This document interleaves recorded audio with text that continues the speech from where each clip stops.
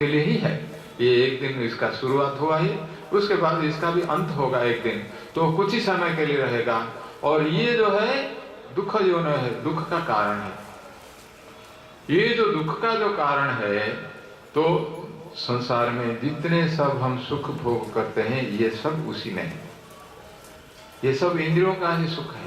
इंद्रियों का जो विषय होता है उसका संस्पर्श में जो सुख आता है। मान लीजिए हमारा आंख है, आंख से हम कुछ अच्छी चीज देखने के लिए हमको अच्छा लगता है, उससे थोड़ा सुख मिलता है, ये एक इंद्रिय सुख है।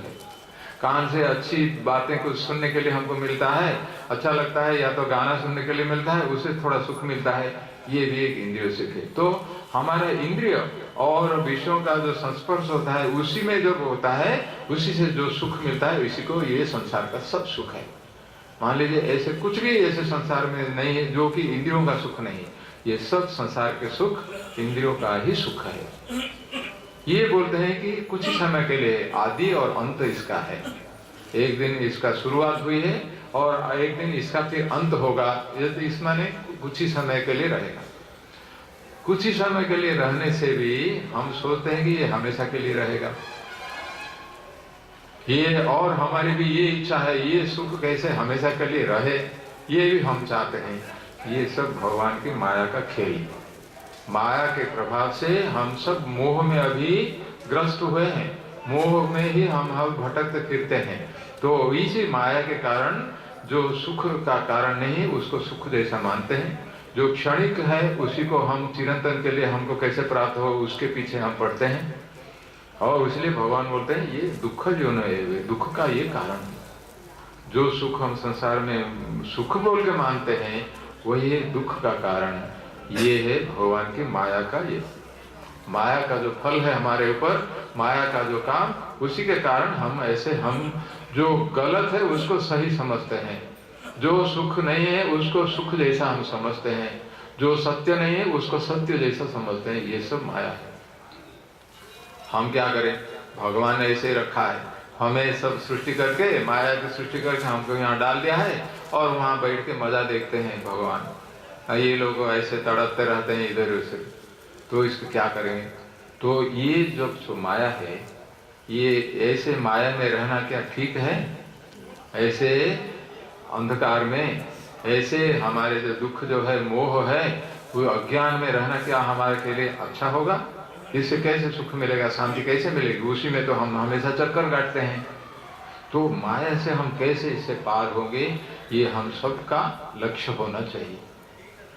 ये माया के हम सब कैसे पार होंगे? भगवान बोलते हैं गीता में, वही बोलते हैं, देखिए ये जो सृष्टि सब हुई है ये मेरी ही माया से ये सब हुई है। ये जो माया से हुई है इसको कोई भी पार नहीं कर सकता है, किसी का बस का नहीं है, किसी का बल नहीं है कि मैं भगवान की माया को मैं पार होके चला जाऊंगा, कोई भी नहीं जा सकता है। इसलिए बोलते हैं यही वो बोलते हैं कि दैवी है सा गुणमयी मम माया दुरत्यया। मेरी जो माया है दैवी माया है और ये गुणमयी है। ये क्या, 3 गुण से इसका सृष्टि हुई, 3 गुण से, 3 गुण लेके माया हुआ है, या माया का 3 गुण से माया काम करती है। ये जो 3 गुण है गुणमयी जो बोलते हैं, सत्व रज और 3 ये तमस, ये 3 गुण से ही ये माया का खेल है और इसी को पार करना बड़ा ही मुश्किल है। दुरत्यया ये दैवी है सा गुणमयी मम माया दुरत्यया। तो फिर इसका उपाय क्या है? माया से हम कैसे पार होंगे, फिर भगवान को कैसे हम प्राप्त करेंगे? तो भगवान फिर बोलते हैं लेकिन दैवी है सा गुणमयी मम माया दुरत्यया मामेव जे प्रपद्यन्ते माया मेता तरन्ति ते। उसकी रास्ता क्या है, इसका उपाय क्या है माया से निकलने के लिए? एक ही रास्ता है, जिसने माया की सृष्टि की है उसी को पकड़ो।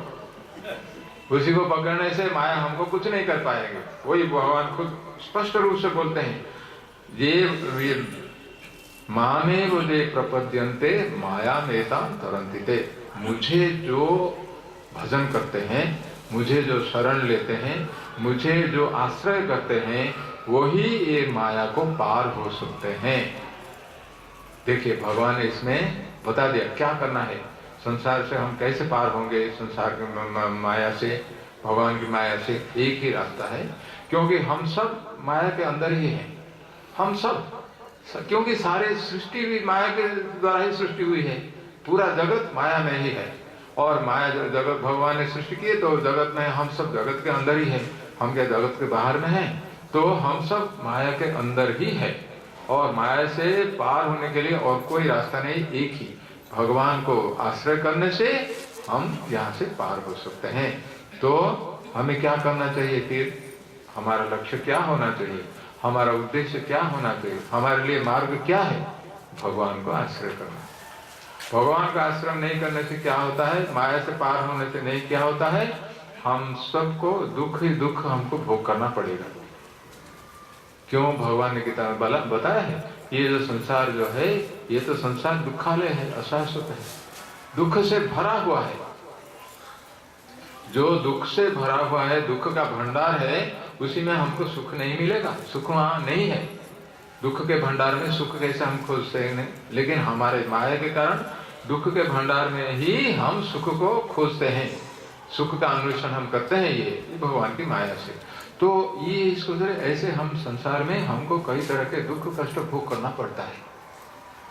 तो ठीक हो गया, अच्छा हो गया, भगवान ने माया कर लिया, हमारा थोड़ा अज्ञान हो गया, हम संसार में आ गए, तो कोई परवाह नहीं, हम कैसे भी हम चला जाएंगे, ये नहीं है। माया के आने के बाद फिर दुख कष्ट भोग करना है, ये है कारण।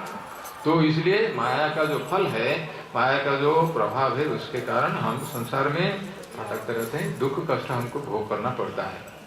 तो जो कि संसार का भंडार, दुख का भंडार है, दुखालय अशाश्वत है, जो भगवान बोलते हैं, वही ऐसे जो दुख, और ये कई प्रकार के दुख हैं, आप जानते हैं, दुख के दुख का भंडार जो होता, कई तरह के दुख ही दुख मिलेंगे, जन्म मृत्यु जरा व्याधि दुख, ये सब संसार में है।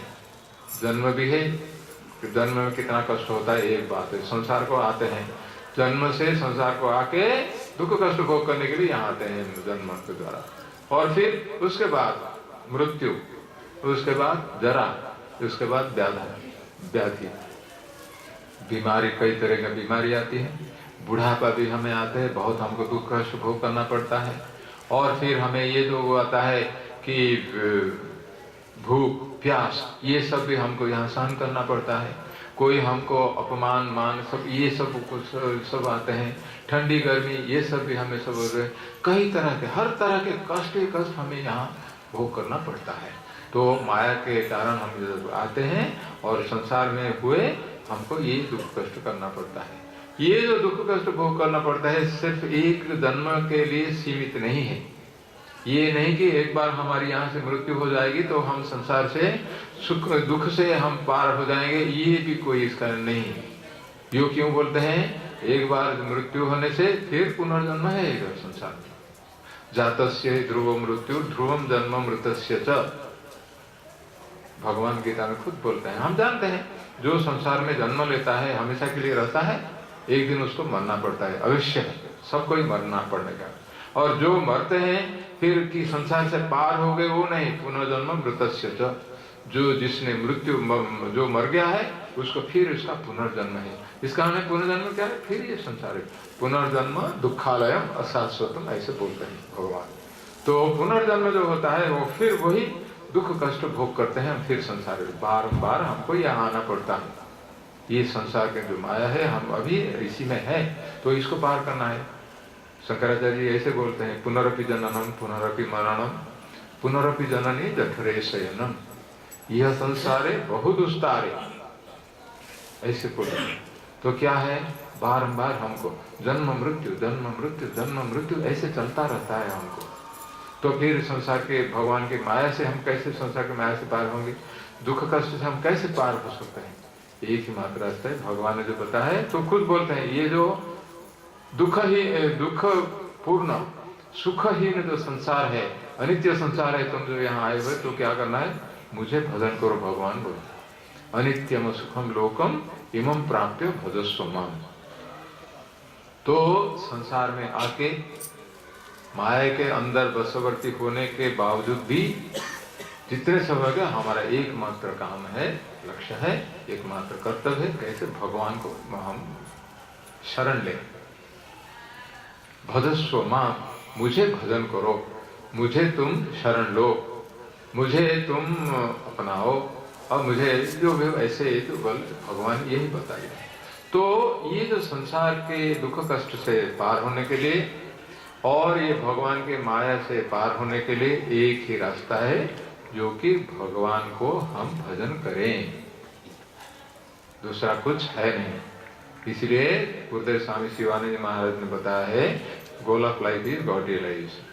आप सब जानते हैं इसको, हम जानते हैं इसको, लेकिन हम भूल जाते हैं। मन के अंदर है कुछ, लेकिन उसके बारे में हम सोचते नहीं, उसके जो वैल्यू है, उसके तो तात्पर्य है, मूल्य है, उसको हम बोध नहीं करते हैं। अगर बोध करेंगे तो उसी को, अगर goal of life is God realization, अगर जीवन का लक्ष्य है भगवत प्राप्त करना है, भगवान को प्राप्त करना है, हम कितने लगन से हम उसके लिए हम प्रयत्न करते हैं। संसार में खाने पीने के लिए, मस्ती करने के लिए, टीवी देखने के लिए, क्रिकेट देखने के लिए, ये सब करने के लिए हम सब करते हैं। लेकिन जीवन का हमारा जो परम लक्ष्य है, भगवत साक्षात्कार कैसे करें, और जीवन का जो परम लक्ष्य जिससे दुख कष्ट से हम कैसे पार होंगे, उसके लिए हमारे मन में नहीं आता है। ये भी माया का ही खेल। तो फिर भी जो भी हो, अभी हमको ये याद रखना चाहिए। तो जीवन का हमारा परम लक्ष्य है। हर एक शास्त्र में, हमारे गीता हो, भागवत हो, रामायण हो, और वेद हो, पुराण हो, सब में वही पता है, एक ही बात, भगवान ही हमारे परम लक्ष्य है। परम भगवान ही हमारे जीवन का एकमात्र लक्ष्य है। उन्हीं को कैसे प्राप्त करना है, उन्हीं को प्राप्त करने से हमारे सारे दुख कष्ट का अंत होगा उसी से। भगवान के बिना हमारा दुख कष्ट लेने वाला और कोई नहीं है, हमारा दुख का कभी भी शेष नहीं होगा। इसी को हमको याद रखना। ये सारे वेद पुराण जितने सब शास्त्र है, सब शास्त्रों का यही निचोड़ है, यही इनका उपदेश है। गुरुदेव स्वामी शिवानंद महाराज जी ने बार बार इसी को ही दोहरा है। यही है जीवन का परम लक्ष्य है, भगवत साक्षात्कार। और तो हम सब साधना शिविर में जब आए हुए हैं, हमको ये याद रखना चाहिए। दूसरा है तो ये साक्षात्कार हो जाए, भगवत साक्षात्कार हो गया, हमारा लक्ष्य है बोलने से, तो उसमें हमें क्या फायदा है? उससे हमने कुछ सुन लिया है, उससे कुछ फायदा मिलेगा हमको? उसके लिए काम करना पड़ेगा हमको। भगवत साक्षात्कार करने के लिए क्या मार्ग है, क्या क्या प्रयत्न हमको करना है, क्या पदक्षेप लेना है, ये सब जो करते हैं यही हमारी साधना है। भगवान को प्राप्त करने के लिए जो भी कुछ हम प्रयत्न करते हैं वही साधना है। तो इसका ये अर्थ होता है, जीवन का परम लक्ष्य तो भगवत साक्षात्कार, जीवन का भी मुख्य कर्तव्य होता है, एकमात्र कर्तव्य होता है कि साधना करना। क्योंकि बिना साधना से कुछ नहीं हमको मिलने वाला है। आपको, आप देखिए, आप ये करके परिवार का आपको पालन पोषण करने के लिए आपको पैसा कमाना पड़ता है। पैसा जरूरत है, पैसा जरूरत है। हाँ, हमारे लिए, परिवार के लिए पैसा जरूरत है। बोलने से क्या पैसा आ जाएगा? उसके लिए क्या करते हैं, आप जाते हैं कोई दफ्तर में, जाके कोई जॉब करते हैं, 1 महीना पूरा जब काम मेहनत करेंगे, उसके बाद हमको मिलेगा तनख्वाह 1 महीने के बाद। तो इसलिए क्या, तनख्वाह प्राप्त करने के लिए जॉब करना हमारी साधना होती है। हमको साधना करनी पड़ती है। साधना करने से इसका मतलब प्रयत्न करना, उद्यम करना, चेष्टा करना, उसी से हमको कुछ मिलेगा। वैसे ही भगवत साक्षात्कार बिना प्रयत्न से मिलेगा कुछ हमको? कैसे? भगवत साक्षात्कार जो होता है वो तो आखिर में सबसे ऊंचा जो वस्तु है, जिसको प्राप्त करने से हमेशा के लिए हम आनंद में रहेंगे, हमेशा के लिए हम दुख से पार हो जाएंगे, ऐसे जो हम अमर बन जाएंगे, जन्म मृत्यु चक्र से हम उद्धार प्राप्त कर लेंगे, हम वहां से ये छुटकारा हमको मिल जाएगा। तो ऐसा जो है कितना सबसे ऊंची ये वस्तु है, ये लक्ष्य है हमारा, इतना ऊंचा है। तो उसके लिए बिना प्रयत्न से कैसे मिलेगा हमको? कितना और प्रयत्न करना पड़ेगा। वो बोलते हैं भगीरथ प्रयत्न करे। भगीरथ जी प्रयत्न, महाराजा भगीरथ प्रयत्न करके गंगा जी को ले आए, भागीरथी को ले आए। ऐसे वो तो सीमित था, भागीरथी जी को ले आए। लेकिन हमारा जो प्रयत्न है उससे और ज्यादा बढ़कर होना चाहिए कि वो हमेशा के लिए ये संसार के दुख कष्ट से हमको मोक्ष प्राप्त होगा, कितना कष्ट करना पड़ेगा, कितना मेहनत करना पड़ेगा। इसलिए इसको सोच के हमको सोचना चाहिए भगवान को याद प्राप्त करने के लिए, जीवन का लक्ष्य जो है उसी को प्राप्त करने के लिए हमको इतना सब करना पड़ेगा, साधना करनी पड़ेगी, उसी को साधना बोलते हैं। तो बिना साधना से कोई भी चीज नहीं मिलेगा। साध्य जो होता है, भगवान हमारे अभी साध्य है, साध्य को प्राप्त करने के लिए जो हम प्रयत्न करते हैं उसको साधना बोलते हैं। तो हम सबको याद रखना चाहिए, साधना करना चाहिए। तो इसीलिए आप सब जो यहाँ सब पहुंचे हुए हैं, आप लोग विशेष भाग्यशाली हैं। हम भी उससे अलग नहीं रखते हैं, हम भी उसी में है। हम सब का परम सौभाग्य, इसलिए हमको ये साधना शिविर प्राप्त हुआ, क्योंकि ये साधना शिविर में ही हम कुछ साधना कर सकते हैं भगवान को प्राप्त करने के लिए। ये साधना शिविर से ही हमें थोड़ा ज्ञान होगा, मार्ग क्या है, क्या क्या मुझे करना है। क्योंकि ये जो हमारा सीमित समय है, सीमित है। जीवन कितने दिन के लिए हम रहेंगे, हमेशा के लिए यहाँ रहेंगे कि हम लंबी समय तक हैं, इसलिए हम साधना करते रहेंगे करते रहेंगे करते रहेंगे, ये नहीं होगा। कुछ ही दिन के लिए हमारा ये जीवन है, जो भी करना है इसी जीवन में करना चाहिए, कम ही समय में हमको करना पड़ेगा। तो इतने जो है, इतना रास्ता बहुत लंबा है, तो फिर कैसे इसको पार करेंगे, उसका कुछ सुविधा उपाय हमको प्राप्त होना चाहिए, ताकि हम आजकल जैसे हैं, ये हम मान लीजिए दिल्ली से हम आएंगे, दिल्ली से हमको ये कलकत्ता के लिए, ये हमीरागंज के लिए कलकत्ता आना पड़ेगा। तो ऋषिकेश से हम कैसे आएंगे, दिल्ली होके फिर आना है। दिल्ली आने का ऐसे वो अगर बैलगाड़ी लेके अगर आएंगे तो कितने दिन लगेगा इधर आने के लिए। तो हमको सुविधा मिल गई, अरे क्या है, फ्लाइट में आ जाओ, वहां से बैठे 2 घंटे में हम कलकत्ता पहुंच गए। ऐसे वैसे ही हमको भी साधना में ऐसे कुछ करना पड़ेगा। क्या है सुविधा उपाय, क्या है कम समय में आसानी से, बिना ज्यादा कष्ट से, कष्ट तो सबको करना पड़ेगा, बिना ज्यादा कष्ट से, बुद्धि से, युक्ति से हम कैसे अपने लक्ष्य में पहुंच सकते हैं, इसी का कोई उपाय निकालना पड़ेगा। यही साधना शिविर का यही लक्ष्य है। साधना शिविर में कई तरह रास्ते आपको मिलेगा, ये रास्ता है, वो रास्ता है, ये रास्ता है, इतने सब रास्ते से उसमें अपने को चुनना पड़ेगा कौन सा रास्ता मेरे लिए सुविधा है, उसी रास्ते से हमको जैसे, लेकिन लक्ष्य पहुंचना है, रास्ते में जाना होगा। चाहे आप ट्रेन में आएंगे, राजधानी में आएंगे, उपासना में आएंगे, या तो आप फ्लाइट से आएंगे, जो भी आएंगे, लेकिन आना पड़ेगा इधर। कलकत्ता आने से ही हमीरागंज से हम आके साधना शिविर में हम पहुंच सकते हैं। और हमारे पटियाला से सब आए हुए हैं, उनको भी कितना कष्ट करना पड़ा, कहाँ से वो गाड़ी लेके इतने दूर को, कहीं 24 घंटा से ऊपर उनको गाड़ी में बैठे बैठे 24-36 घंटा कुछ हुआ होगा, ऐसे हो गए। वैसे बड़ौदा से वैसे जो आए हुए हैं, कितना कष्ट करके तो आए हैं। लेकिन उन्होंने देखा पहले यहाँ ऐसे जाना है, रिजर्वेशन कर लिया पहले, ताकि हमें सुविधा से हम जर्नी कर सकते हैं, यात्रा कर सकते हैं, ऐसे करके। तो हमको भी जैसे हमीरागंज को आने के लिए ऐसे हम करते हैं, भगवान को प्राप्त करने के लिए, भगवान के पास जाने के लिए हमको भी ऐसे कुछ करना पड़ेगा। पहले तो आपका रूट पहले ठीक करना पड़ेगा, कौन सा रूट में हम जाएंगे, दूसरा चाहे, और कौन सा माध्यम से हम जाएंगे, मीडियम क्या होगा, क्या है, ये मोड ऑफ ट्रैवल क्या होगा। उसके बाद रिजर्वेशन करना पड़ेगा। रिजर्वेशन करने से नहीं तो बोलेगा वहां टीटीसी जो भी होगा, आपका टिकट नहीं, आप जाओ बोल देगा। रिजर्वेशन भी करना पड़ेगा। रिजर्वेशन करके पक्का अगर करेंगे कोई बात नहीं, वहां जाके आपको बैठना है, बैठे फिर आराम जाके आप पहुंच सकते हैं, ऐसा है। तो गुरुदेव जो हमको बताते हैं वही हमारे लिए सुविधा मार्ग है, क्योंकि इतने जितने सारे सब जो रास्ता है, सब रास्ते में जाने से हम लक्ष्य में पहुंचेंगे क्या? एक आदमी हर रास्ते में जाएगा? एक ही रास्ता उसको पकड़ना पड़ेगा। हमको भी वैसे एक रास्ता हमको पकड़ना, गुरुदेव ने हमें जो बताया हुआ है उसी मार्ग से हम जाने से सीधा हमारे लिए वो सुविधा है। दूसरे आदमी दूसरे रास्ते जाए, हमें क्या मतलब है, अपनी सुविधा से वो जाए, लेकिन हम ऐसा करना चाहिए। तो ये साधना शिविर से देखिए इसका कितना मूल्य है, कितनी उपादेयता है, इसी से हमको सबको प्राप्त होना। तो जो हमीरागंज साधना शिविर में नहीं योगदान करते हैं उनको ये रास्ता नहीं मिलेगा, इसको सोचना चाहिए। हमीरागंज जो भी हो साधना शिविर, हर कोई साधना शिविर में इसीलिए जाता करना, साधना शिविर में योगदान करने से हमको क्या होता है, एक तो हमको मार्ग क्या है उसको हमको पूरा स्पष्ट हो जाता है, क्या क्या हमको साधना करना है, हमको उसके लिए हमारे पूरा ज्ञान हो जाता है।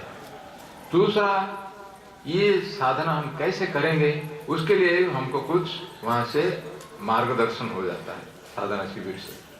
और तीसरा है, हम सब देखते हैं हमारे जैसे सब बाकी गुरु भाई गुरु बहन और साधक साधिका सब लोग हैं, वो लोग भी हम जैसा उसी रास्ते में वो भी चलने वाले हैं। तो उनको चलने के लिए हमको थोड़ा लगता है वो थोड़ा जल्दी पहुंच जाते हैं, हम उनके आगे मैं पहले पहुंच जाऊंगा, ऐसे करके हमारे मन में थोड़ा ये होता है। ये नकारात्मक नहीं है, ये तो है, इसको प्रेरणा बोलते हैं। दूसरों को देखने से हमको भी प्रेरणा मिलता है। तो वो लोग सब मिलकर साधना करेंगे, वो जब साधना कर सकते हैं हम भी साधना करेंगे, साधना करने से हम भी भगवान को प्राप्त करेंगे, लक्ष्य में हम पहुंच सकते हैं। ऐसा जो है हमको साधना शिविर से ही प्राप्त होता है। जितने सब सारे हमारे गुरु भाई गुरु बहन और बाकी साधक साधिका लोगों को देखने से हमें प्रेरणा मिलती है। और हम सब मिलके, ये नहीं कि ये रास्ता सब हर एक के लिए खुला है, ये नहीं कि वो लोग चले जाने से हमको नहीं मिलेगा, ये नहीं होता। ये हमारे जो ट्रेन में आने से ये मुश्किल है, ये वो लिमिटेड कैपेसिटी है। उसमें मान लीजिए वो जो आप 3 टायर में आएंगे या 2 टायर में आएंगे, जो भी आएंगे उसमें क्या होगा, क्या 38, 48 और 62, 63 ऐसे कुछ वहाँ उसी में ही सीट, लिमिटेड सीट है। लेकिन भगवान को प्राप्त करने के लिए, भगवान के पास जाने के लिए अनलिमिटेड सीट्स, सब कोई जा सकते एक साथ, और सबको वहां बैठने के लिए भी जगह है, सबको एक साथ भी ट्रैवल भी कर सकते हैं, क्योंकि भगवान अनंत है, भगवान असीम है, हर जगह भगवान है। भगवान के लिए रास्ता भी वैसे ही असंख्य है रास्ता, जो कोई भी रास्ते से जाने से हम पहुंच सकते हैं। इसलिए किसके लिए बाधा नहीं कि उनको प्राप्त होने से हमको नहीं मिलेगा, ऐसे नहीं है, उनको भी मिलेगा हमको भी मिलेगा, ऐसा भगवान की ये कृपा है। भगवान के ये तो विलक्षण यही है। तो इसलिए हमको ये सोच करके हम सब मिल के जाएंगे। हम सब मिल के जाने से इसका मतलब नहीं वो जब तक आएंगे हम उनके लिए इंतजार करेंगे, वो नहीं, जरूरत नहीं।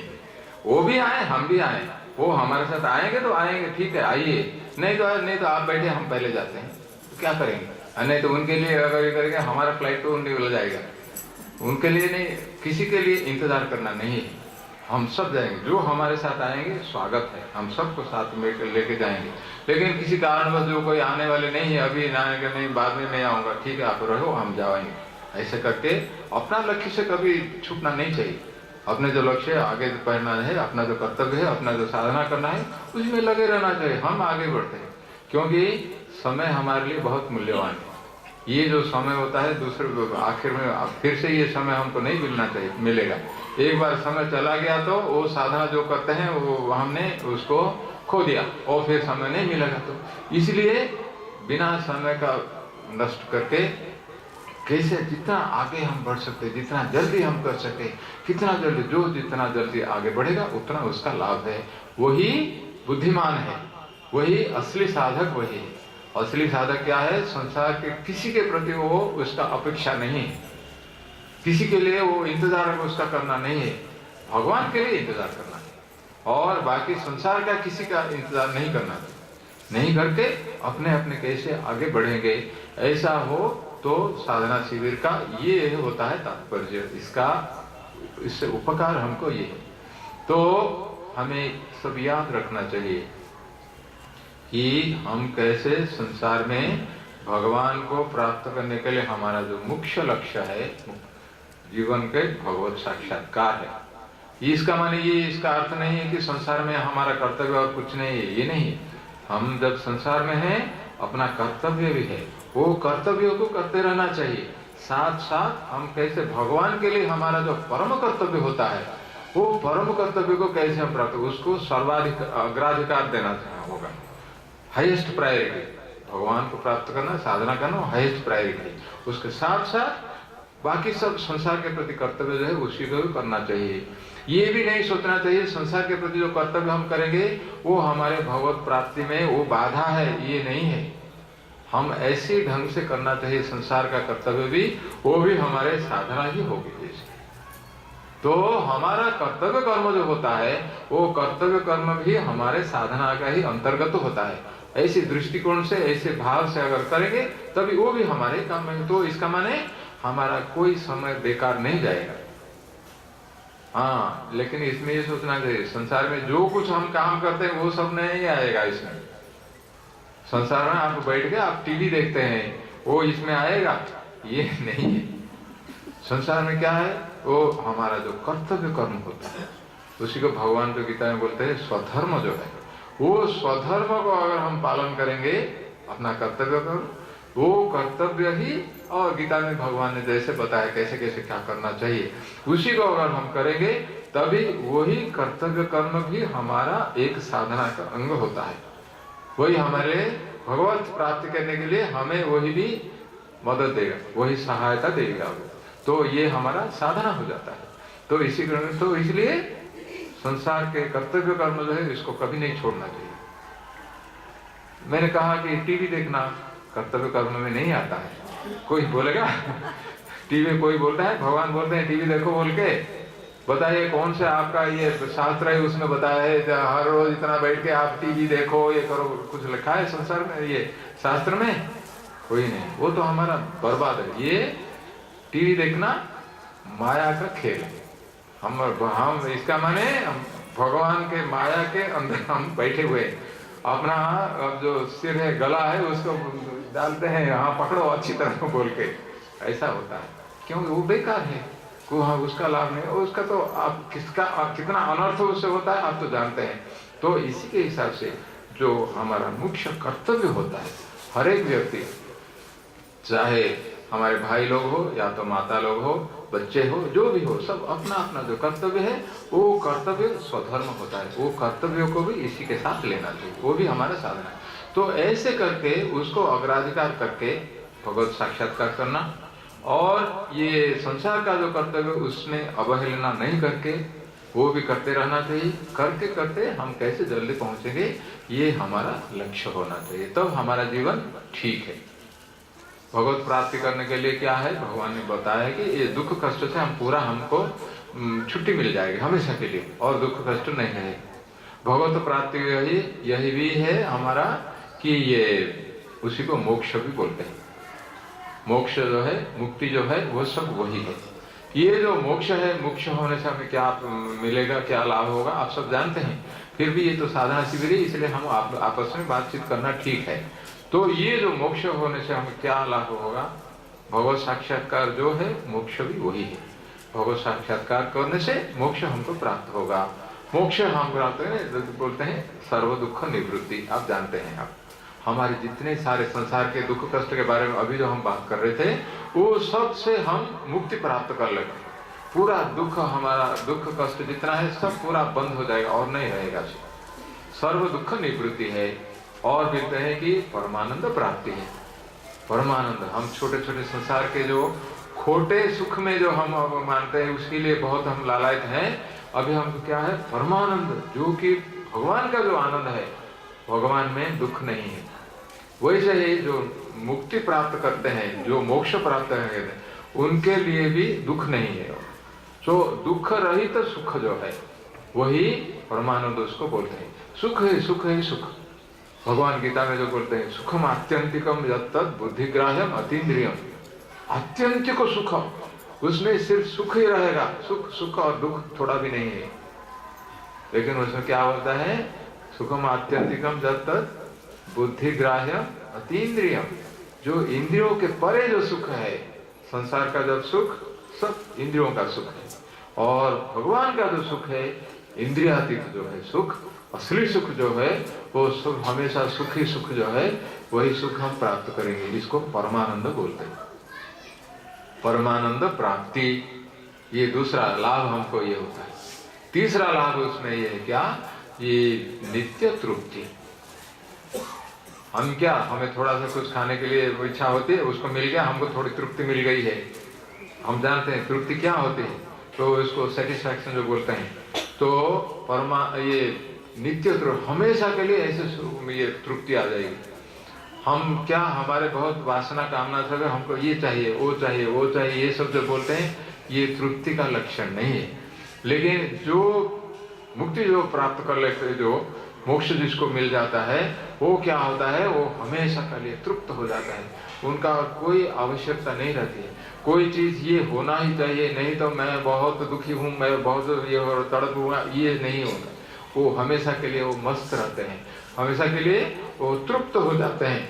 तो ऐसा जो तृप्ति, नित्य तृप्ति उसको बोलते हैं, eternal satisfaction for all time to come, हर समय के लिए, अभी से हर समय के लिए, हमेशा के लिए वही तृप्त ही रहता है, जो कि जीवन मुक्त जो होता है।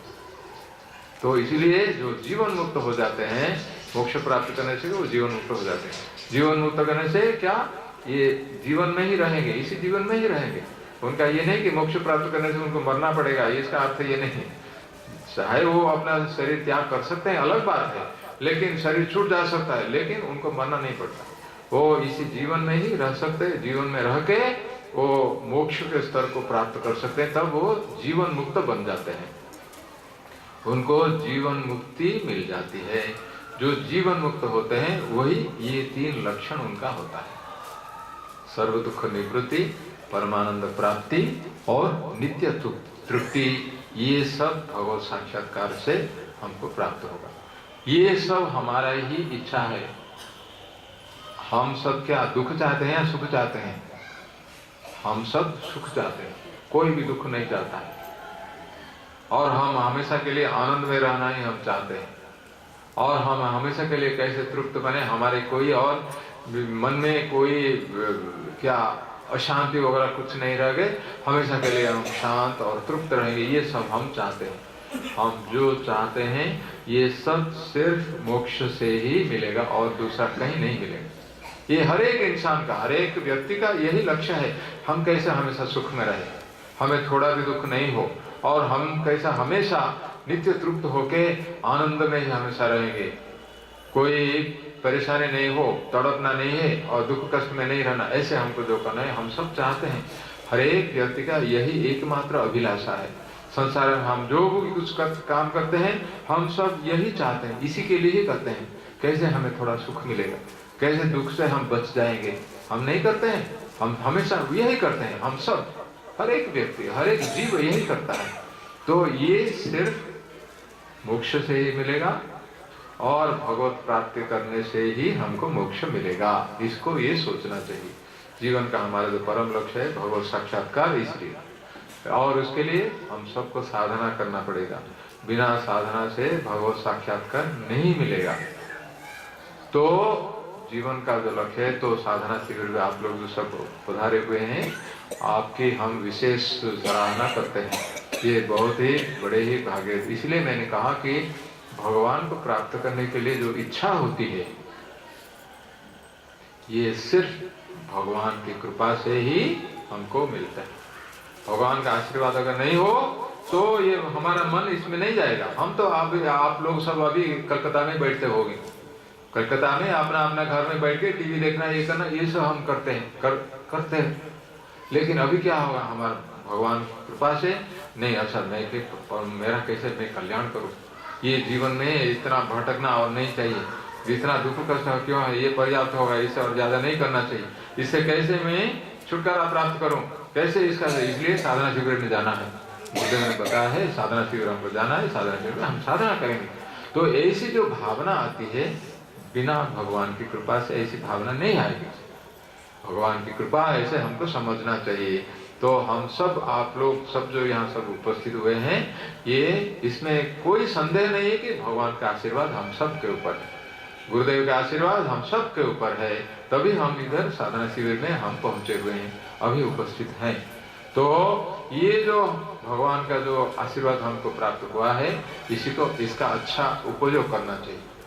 ये जो 5 दिन का साधना शिविर है, इसी में आप लोग सब जो आप आए हुए हैं, आप सबकी हम बधाई करते हैं, आप सबकी सराहना भी करते हैं, और आप सबको हम विशेष विशेष धन्यवाद भी देते हैं कि आप लोग सब आए हुए हैं।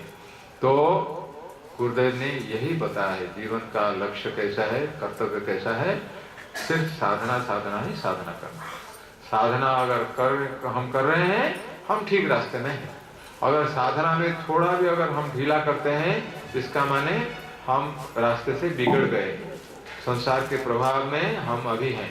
माया हमें फिर से हमारे जो ये चोटी है उसको पकड़ के रखी है, ऐसे समझना चाहिए। लेकिन भगवान को जो आशीर्वाद आश्रय करते हैं, माया उसके कुछ नहीं बिगड़ सकते। तुलसी रामायण में तुलसीदास जी यही से बोलते हैं कि जो माया क्या है, माया तो एक नर्तकी है, वो नाचने वाली है। वो जो नाचे, भगवान जो नचाने वाले वही है। वो भगवान जैसे नचाएंगे वैसे वो नाचती है। तो भगवान को जो पकड़ते हैं, भगवान को जो आश्रय करते हैं, उनके सामने माया कुछ नहीं कर पाएगी। वही फिर बोलते हैं कि कैसे माया का क्या कहते, माया से पार होना कैसे।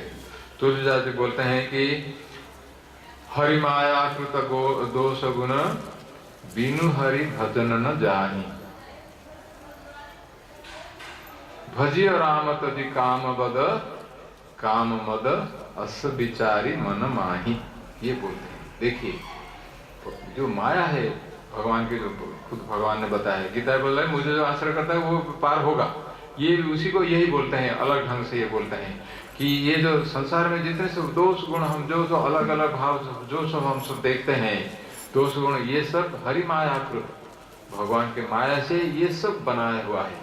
कोई अच्छा लगे हम, कोई बुरा हमको लगता है, दोष है, गुण है, ये सब जो हम देखते हैं, हरि मायाकृत दोष गुण बिनु हरि भजन न जाई। हरि भजन अगर नहीं करेंगे, ये दोष गुण माया ये नहीं जाएगी। इसलिए क्या करना चाहिए, वो बोलते हैं भजियो राम तजि काम मत। इसलिए राम भगवान को भजन करना चाहिए। राम माने भगवान को भजन करना चाहिए। भजिय राम तजी काम मत। काम और मत ये दोनों को हमको याद रखना चाहिए, इससे हमको बचना चाहिए। काम जो होता है, इच्छा, बुरी कामना जितना है उसमें सब ये आएगा, कामना वासना सब, और गलत काम भी जो है, गलत वासना सब है, दुष्काम जो है, ये सब काम और मद, अहंकार, गर्व, इसी को ये दो को त्याग करके भजिय राम तजी काम मद अस विचारी मन माही। मन में ऐसे विचार करके भगवान को कैसे हम भजन करें, ये जीवन का सार है, ये जीवन का लक्ष्य है, यही हमारे लिए कल्याणकारी है, इसके सिवा दूसरा कुछ नहीं। तो इसी को याद रख के भगवान ने जैसे कहा कि मुझे आश्रय करो, भगवान ने कहा कि संसार में आए हुए हो तो मुझे ही तुम भजन करो। अनित्यम सुखम लोकम इमं प्राप्य भजस्व माम एवं प्रपद्यन्ते मायामेतां तरन्ति ते। ये सब भगवान के वाक्य है, इसी को याद रखना चाहिए। हमेशा भगवान के भजन में कभी भी ढीला नहीं करना चाहिए, जितना हमसे हो सकता है ऐसे करने से सब ठीक रहे।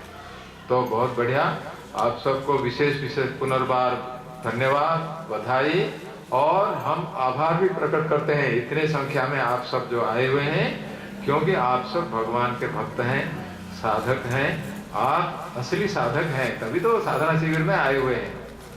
तो हम सब ठीक हैं, ठीक रास्ते में हैं, लेकिन ऐसे ढीला करने से नहीं होगा, उसके बाद आगे बढ़ना चाहिए, तब ठीक रहेगा। तो बहुत बहुत धन्यवाद, भगवान का और गुरुदेव का आशीर्वाद हम सबके ऊपर हो। साधना के तात्पर्य जो है, साधना का जो मूल्य है, कभी नहीं भूलना चाहिए। जीवन में हमेशा इसको याद रखना चाहिए, मुझसे क्या साधना हो सकता है, उसी के लिए हमेशा प्रयत्न करते रहना चाहिए। उसके बाद भगवान बाकी सब देखभाल करेंगे। तो भगवान इसलिए इस करके, तो आपका जो ये 5 दिन का समय है बहुत अच्छी तरह चले, आपको ये साधना शिविर से पूर्ण लाभ प्राप्त हो, भगवान के और गुरुदेव का आशीर्वाद आप सबके ऊपर हो, ताकि ये साधना शिविर में आए हुए आपको इससे पूर्ण लाभ हो के अपना साधना के लिए बहुत इससे मदद मिले। धन्यवाद। हरिओम तत्सत। हम लोग स्वामी नीलकंठ महाराज के आभारी हैं कि हम लोगों को आशीर्वचन दिए। अभी मैं स्वामी शिवचिदानंद महाराज को रिक्वेस्ट करूंगा कि अपना आशीर्वचन दे। वो स्वामी शिवचिदानंद महाराज पूरा ईस्टर्न जोन का प्रभारी है और शिवानंद बॉयज स्कूल का भी उड़ीसा में प्रभारी है, और हम लोग का पश्चिम बंग को जितना भी हम लोग का प्रोग्राम होता है उसमें स्वामी जी का मार्गदर्शन रहता है। अभी मैं स्वामी जी को रिक्वेस्ट करूंगा कि हम लोगों को आशीर्वचन देंगे, उसका बाद साधना शिविर का प्रोग्राम के बारे में आपको अवगत कराएंगे। अभी स्वामी शिवजी महाराज को रिक्वेस्ट करता हूँ। ओम नमो भगवते शिवानंदाय, ओम नमो भगवते चिदानंदाय।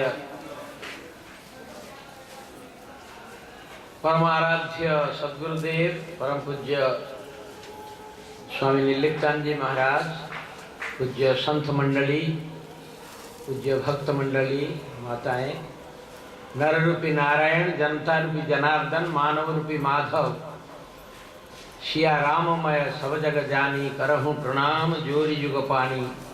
आप सबको ओम नमो भगवते वासुदेवाय मंत्र के साथ प्रणाम।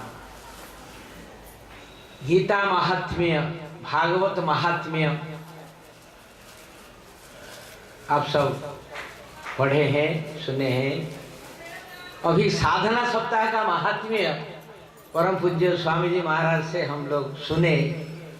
ये परम सौभाग्य है कि साधना सप्ताह का महात्मा क्या है।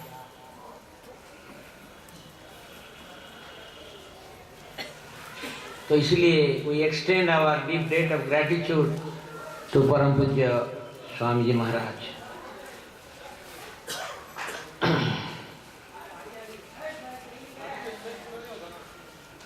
हमारे परम पूज्य श्री राम निवास गुप्ता जी, जो परिवार, जिनका परिवार गुरुदेव स्वामी शिवानंद जी महाराज से आशीर्वादित है, प्रातः स्मरणीय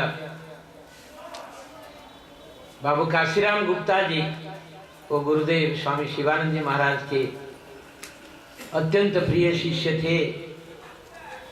अभी 4 पुरुष उनका आशीर्वाद प्राप्त कर रहे हैं। रामनिवास भैया जी चाहे कि एक भारत वर्ष को 4 जोन में विभक्त किया जाए, ईस्ट वेस्ट नॉर्थ साउथ, और हर जोन में कुछ कार्य चलना चाहिए। और ईस्टर्न जोन बनाए 1977 में,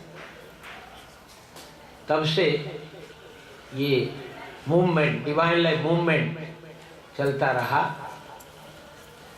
बहुत सारे उस टाइम के श्री रजनी मोहन चक्रवर्ती जी, अवनी मोहन चक्रवर्ती जी, NC घोष जी, बहुत सारे मुरमुरिया जी, अग्रवाल जी, रघुनाथ सिंह जी अग्रवाल, ये सब पुराने यहाँ के पश्चिम बंग कलकत्ता के भक्त थे सब। डॉक्टर असित सरकार जी, ऐसे। तो रामनिवास भाई जी जब ईस्टर्न जोन बनाए, स्वयं प्रेसिडेंट रहे, इस सेवक को जनरल सेक्रेटरी के रूप में सेवा का अपूर्व सुযোগ दिए। और श्रीमती निर्मला नटराजन माता जी वो ट्रेजरर रही। शिवानंद नीलकंठन जी जो गुरुदेव के शिष्य, उनके सुपुत्री। ऐसे ये चलता रहा।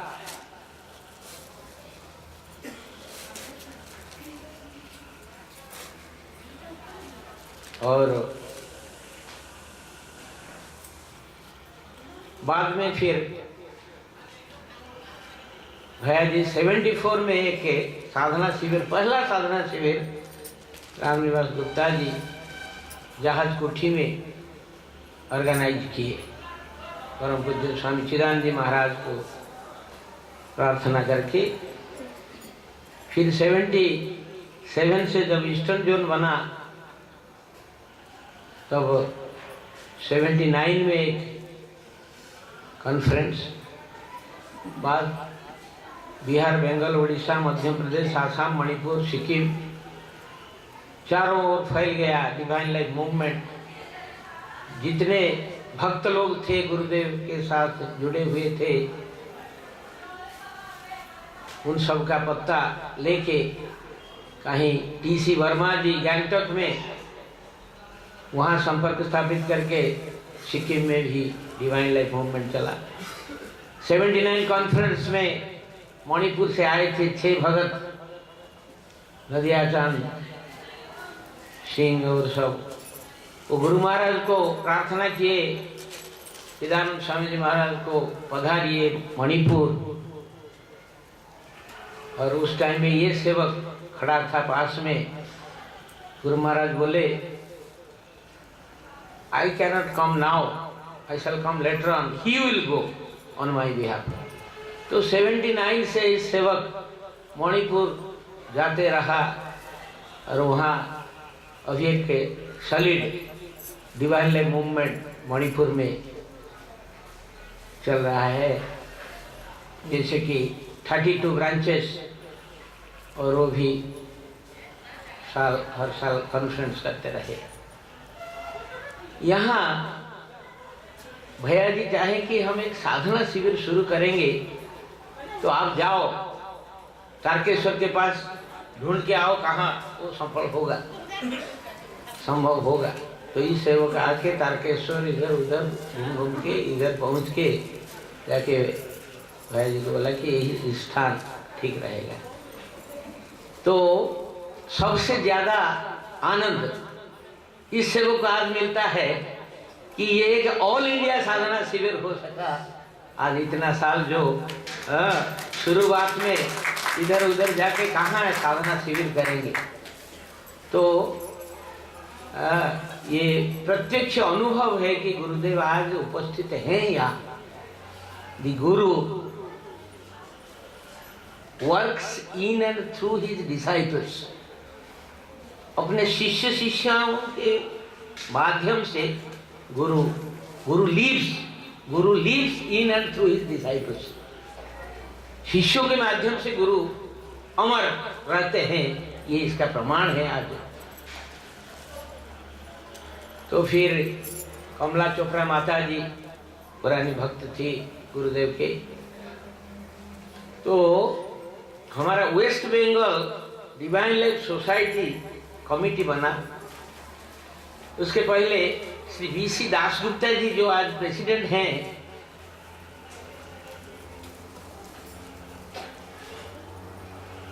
वो एक उनके पास एक पेपर मिला 83 ओल्ड चिना बाजार स्ट्रीट में। गुरुदेव के वाणी हम छाप के बांटते थे सारे कलकत्ता में।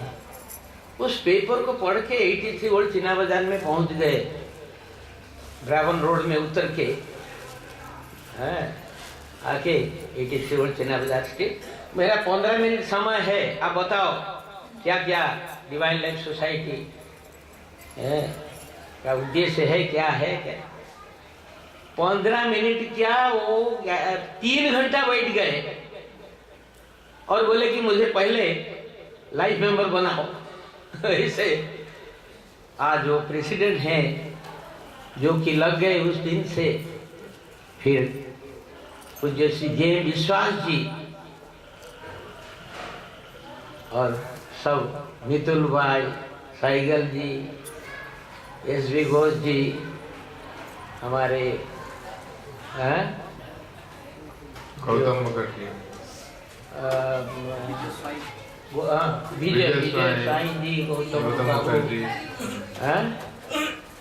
गौतम मुखर्जी जी, उनके पिताजी परम पूज्य स्वामी वासुदेवानंद जी महाराज गुरुदेव से संन्यास दीक्षा लिए। ऐसे जो आज सब लगे रहे हैं, ये सब युव समाज अपने आप गुरुदेव का स्पर्श पाके मंत्र दीक्षा लेके सब आगे बढ़े। और जो बंद हो गया था, रामनिवास गुप्ता जी फिर शुरुआत कर दिया। और वी आर एक्सट्रीमली थैंक